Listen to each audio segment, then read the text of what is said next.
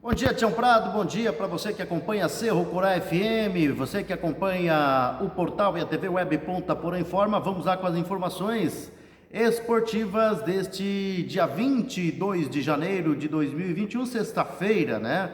Falar de Campeonato Brasileiro porque o Flamengo venceu o duelo direto contra o Palmeiras por 2-0 e afastou o rival da briga pelo título, colando no Inter e no São Paulo. E ainda ontem, pela 31ª rodada, o Santos perdeu para o Fortaleza por 2-0, enquanto que o Ceará fez 4-0 no Goiás. No duelo de equipes que almejam o título do Brasileirão, o Flamengo levou a melhor sobre o Palmeiras em Brasília, com gols de Luan contra IPP. O rubro-negro bateu o Alviverde por 2-0 no Mané Garrincha, chegando a 55 pontos e alcançou o terceiro lugar na tabela de classificação. Os paulistas seguem com 51 na quinta colocação. A goleada cearense em Goiânia, né? Pela 31ª rodada, o Ceará visitou o Goiás no Ailê Pinheiro, teve boa atuação e ganhou por 4-0. Lima, Fernando Sobral e Vinícius duas vezes fizeram os gols da vitória do Vozão, que chegou aos 42 pontos, subindo para a 9ª colocação. Por outro lado, o Esmeraldino segue em 19º lugar com 26 pontos. O Fortaleza fez as pazes com o Brasileirão, né? Fez as pazes com a vitória na noite de ontem. O tricolor venceu o Santos por 2-0 na Arena Castelão, depois de 8 jogos sem vencer no campeonato. Com o resultado, o Leão, que entrou em campo no Z4, subiu para o 14º lugar com 35 pontos. Já o Peixe tem 45 e aparece na 8ª colocação.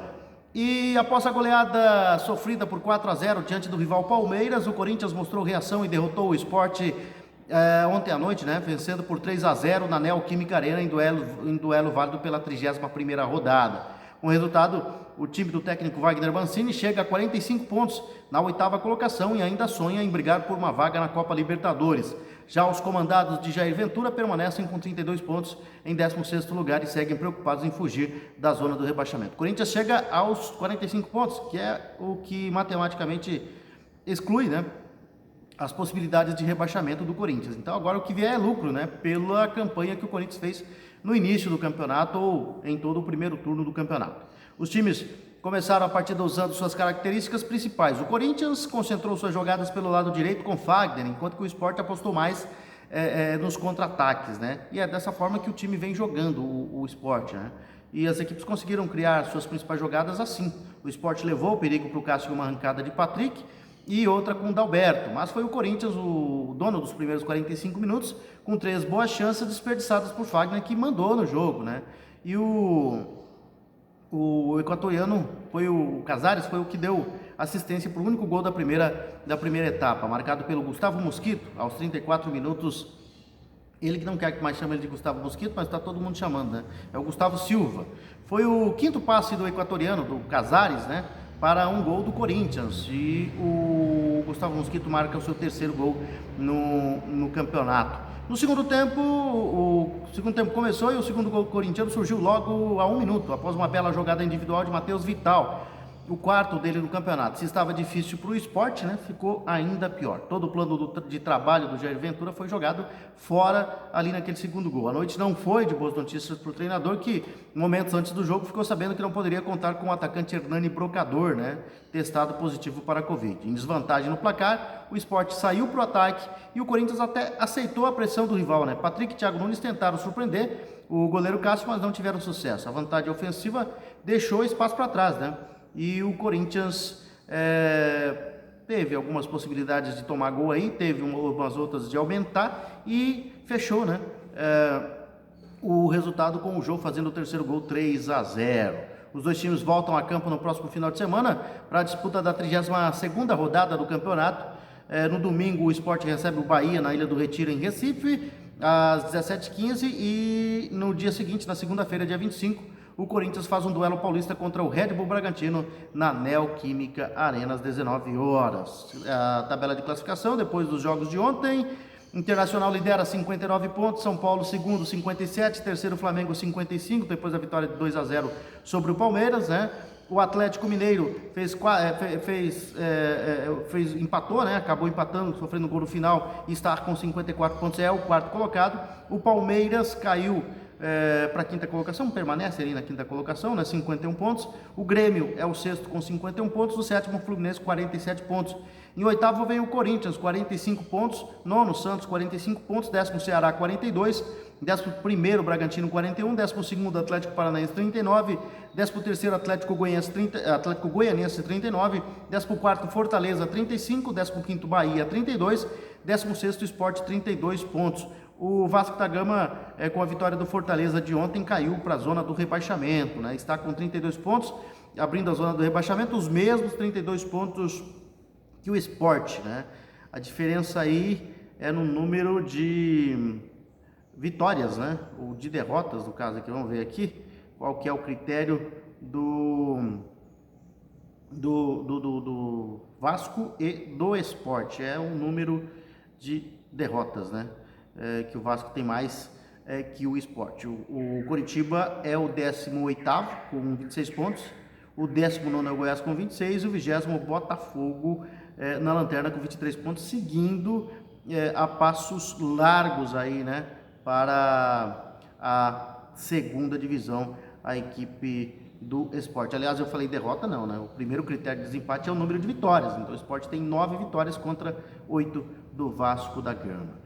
E na 32ª rodada, que começa no sábado, amanhã, portanto, o São Paulo no Morumbi joga contra o Coritiba. Boa oportunidade aí para o São Paulo se recuperar. O Vasco joga também no sábado contra o Atlético Mineiro, às 20 horas no São Januário.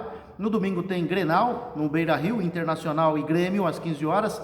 No mesmo horário, na Arena da Baixada, em Curitiba, o Atlético Paranaense joga contra o Flamengo. Também às 15 horas, no Castelão, em Fortaleza, o Ceará joga contra o Palmeiras. Um pouco mais tarde, às 17h15, tem Santos e Goiás na Vila Belmiro. No mesmo horário, na Ilha do Retiro, lá no Recife, o Sport joga contra o Bahia. No Antônio Ascioli, às 17h15, o Atlético Goianiense joga contra o Fortaleza. No São Januário, clássico Fluminense e Botafogo, às 19h30. E na segunda-feira, encerramento da 32ª rodada, com o Corinthians na Neoquímica enfrentando o Red Bull Bragantino. Na segunda divisão, nós tivemos ontem a Chapecoense em campo, né? Um gol de pênalti marcado por Perotti nos acréscimos do segundo tempo recolocou a Chapecoense na liderança do Campeonato Brasileiro da Série B. Na tarde de ontem, no encerramento da 36ª rodada, o time catarinense venceu a Ponte Preta por 1-0 na Arena Condá. Invicta a 3 jogos, a Chapecoense contou com mais um tropeço do América Mineiro para reassumir a liderança, faltando 2 rodadas para o fim do campeonato. O time catarinense tem 70 pontos contra 69 dos mineiros. A Ponte Preta, apesar de ainda ter chances, né, de matemáticas de classificação, vai apenas cumprir tabela, porque é muito difícil. Na 8ª colocação, o time paulista tem 51 pontos, a 5 do G4. Se CSA ou Juventude vencerem na sexta-feira pela 37ª rodada, o sonho alvinegro é encerrado, né? A Ponte Preta começou em cima da Chapecoense, mas no final a Chapecoense acabou fazendo, né? No segundo tempo melhorou e com gol nos acréscimos, né? A Chapecoense acabou vencendo e assumindo a liderança do campeonato. A Chapecoense volta a campo na próxima segunda-feira contra o Operário, às 16 horas, no Germano Krieger, em Ponta Grossa. No domingo, a Ponte Preta recebe o CRB às 17h15 no Moisés Lucarelli, em Campinas. Os jogos são válidos pela penúltima rodada do campeonato. Vamos ver então como é que está a situação da Série B, a segundona do Brasileirão, depois da vitória da Chapecoense. Líder, né? 70 pontos, América Mineiro em segundo, 69. O Cuiabá é o terceiro com 61, o CSA é o quarto com 56, o Juventude é o quinto 55, o Avaí sexto 52, Sampaio Correia sétimo 51, oitavo Ponte Preta 51, nono Operário 51, décimo CRB 49, 11º Guarani 48, 12º Brasil de Pelotas 48, 13º Cruzeiro 47, 14º Confiança 45, 15º Náutico 42, 16º Vitória 42, 17º Figueirense na zona de rebaixamento 39, 18º Paraná 36, 19º Botafogo 34 e 20º Oeste já rebaixado, Botafogo também já rebaixado, o Oeste tem 26 pontos. Próxima rodada do campeonato, 37ª rodada, penúltima rodada, tem hoje às 15 horas do Alfredo Jaconi, jogo importante para o Juventude, precisa vencer o Figueirense para tentar voltar ao G4, né? O Juventude joga contra o Figueirense às 15 horas. E o CSA, que é o quarto colocado hoje, joga um pouco mais tarde, às 18h15, no Rei Pelé, em Maceió, em casa contra o Brasil de Pelotas. Se vencer, estará praticamente, estará uma vitória, né, da sua volta à primeira divisão. Na Arena Pantanal, o Cuiabá precisa de um empate contra o Sampaio Corrêa às 20h30 para, pela primeira vez, né, disputar a primeira divisão do Campeonato Brasileiro. No sábado tem no Batistão o Confiança enfrentando o América Mineiro às 15h15. No sábado ainda às 17h30 tem Avaí e Guarani na ressacada. No Independência em Belo Horizonte, no domingo o Cruzeiro joga às 15 horas contra o Náutico. Também no domingo em Campinas, no Moisés Lucarelli, a Ponte Preta joga contra o CRB às 17h15. Na segunda-feira, às 16 horas, o Operário no estádio Germano Krieger em Ponta Grossa joga contra a Chapecoense. Na terça-feira, na Arena Barueri, o Oeste cumpre tabela com o Paraná Clube, que ainda tenta escapar do rebaixamento. E também na terça-feira, às 20h30, no Barradão, em Salvador, o Vitória, que também luta contra o rebaixamento, está fora, é o primeiro time fora da zona do rebaixamento, joga contra o Botafogo de Ribeirão Preto, já rebaixado para a terceira divisão. Então essas as informações, Tião Prado. Nós voltaremos na segunda-feira com mais informações aqui na Cerro Corá FM 91.5, também no portal e TV Web Ponta Porã Informa.